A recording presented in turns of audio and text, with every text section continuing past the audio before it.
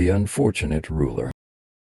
Once, in a land far removed from our own, there was a mighty ruler named King Malachi.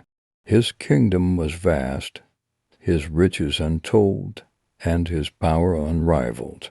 Yet, despite his grandeur, King Malachi was known for his cruelty.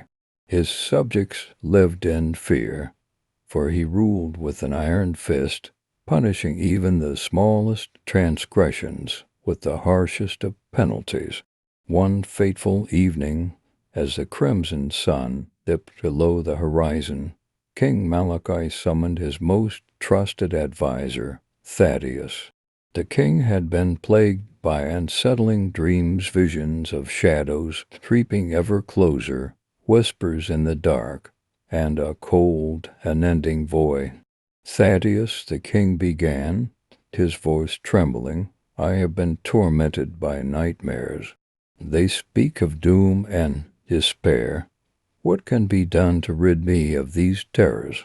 Thaddeus, a wise yet cautious man, hesitated before responding. "My lord, the dreams may be a warning.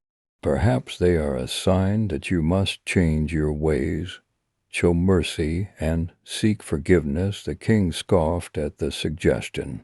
"Mercy is for the weak. I am a ruler, not a beggar seeking pardon." That night the dreams returned, more vivid and terrifying than before. Malachi found himself wandering through a desolate landscape, the skies perpetually dark, the air thick with the scent of decay. He was not alone. Shadowy figures loomed in the distance, their hollow eyes fixated on him. "Who are you?" Malachi demanded, his voice echoing in the emptiness. The figures moved closer, and as they did, their forms became clearer.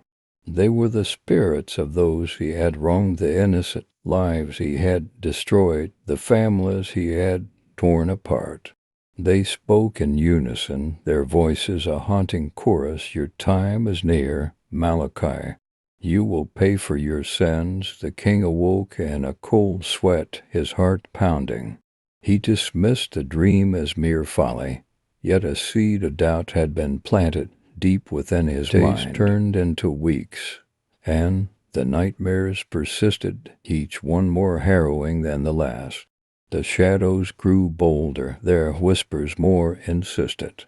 Desperate, King Malachi sought the counsel of a renowned seer, a woman said to possess the ability to see into the very fabric of fate. She arrived, her presence both ethereal and unsettling, and gazed into the king's eyes with a penetrating stare. "Your dreams are a warning," she said, her voice barely above a whisper. "The spirits seek retribution. You must atone for your deeds or face a fate worse than death." Malachi, driven to the brink of madness by his nightly terrors, decided to heed the seer's advice. He decreed that his kingdom would enter an era of compassion and forgiveness. Prisoners were released, taxes were lowered, and the king began to show kindness to his people. For a time it seemed the nightmares had ceased. The kingdom flourished, and the people began to hope that their ruler had truly changed. But the spirits were not so easily appeased. One moonless night, as Malachi stood on the balcony of his palace, he felt a chill in the air.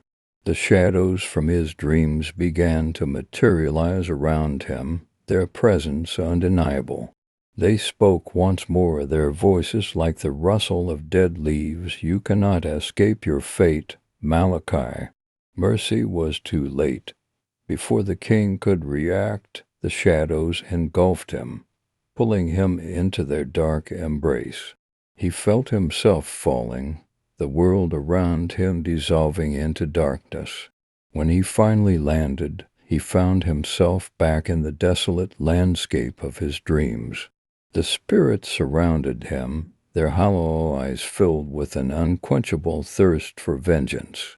In that forsaken realm, King Malachi was forced to confront the pain he had inflicted upon others, reliving the agony of his victims for eternity.